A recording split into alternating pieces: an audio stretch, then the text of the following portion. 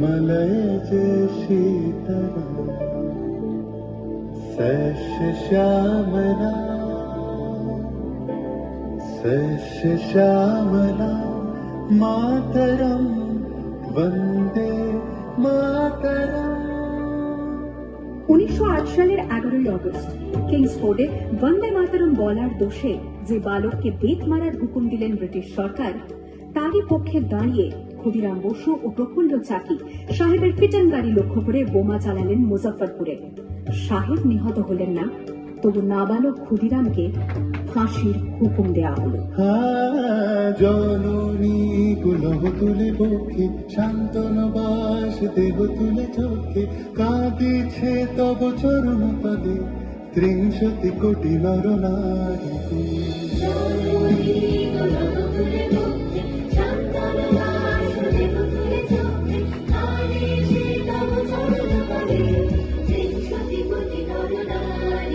যারা স্বর্গগত তারা এখনো চলে স্বর্গের সে প্রিয় জন্মভূমি, এসো স্বদেশ প্রতির মহাবিখ্যাত সেই মৃত্যুঞ্জয়ের চরণচূড়ি। যারা জীর্ণ জাতির বুকে জাগালো আশা, মন মনের মুখে জগালো ভাষা।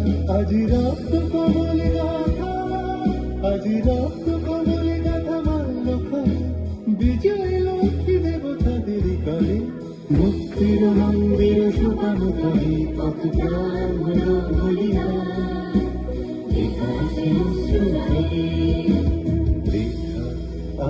অশ্রু জলে। আমি হাসি হাসি পড়ব ফাঁসি, দেখবে ভারতবাসী। ও মা হাসি হাসি পড়ব ফাঁসি, দেখবে ভারতবাসী। একবার বিদায় দে মা, ঘুরে আসি। 18 এপ্রিল 1918 মাস্টারদা সূর্য সেন ও তাঁর 65 জন শিষ্য মিলে পরিকল্পনা করে চট্টগ্রামে ব্রিটিশ পুলিশের অস্ত্রাগার লুট করেন এবং তারপরে লুকিয়ে আশ্রয় নেন জালালাবাদ পাহাড়ে। এর 4 দিন পর ব্রিটিশ বাহিনী খুঁজে বার করে মাস্টারদা ও তাঁর সঙ্গীদের। সেদিনের অস্তমিত সূর্য ছিল সূর্য সেনের রক্তে আহ্বান শোনো আহ্বান, হাসি মাত্রায় বলতে নিয়ে দুস্তার নানা প্রস্তাব ফেলে বন্যার মতো বেরিয়ে। আহ্বান শোনো আহ্বান, হাসি মাত্রায় বলতে নিয়ে দুস্তার নানা প্রস্তাব ফেলে বন্যার মতো বেরিয়ে। যুগ সঞ্চিত সঙ্গীত দিয়েছে সারা জীবকের সম্মতি, সূর্যের সারা যাত্রা শুরু হচ্ছে ছুটে দুর্বার বেগে চটি।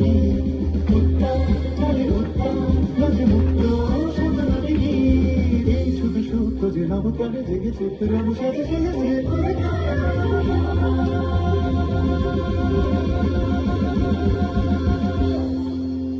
8 ডিসেম্বর 1930 বিনয় বসু, বাদল গুপ্ত, দীনেশ গুপ্ত সাহেবী পোশাকে ট্যাক্সি থেকে এসে নামলেন রাইটার্স বিল্ডিং এর সামনে। সোজা উঠে গেলেন দোতলায়। সামনেই সিমসনের ঘর। দ্বাররক্ষীকে ঠেলে ঢুকে গেলেন ভেতরে। বন্দুকের আওয়াজে গর্জে উঠল রাইটার্স। লুটিয়ে পড়লেন সিমসন। এরপর রাইটার্স বিল্ডিং এর অলিন্দ বারবার গর্জে উঠল বিপ্লবীদের গুলির শব্দে। তারপর টেগার্ড সাহেব তার বাহিনী নিয়ে ঘিরে ফেললেন বিনয়, বাদল, দীনেশকে।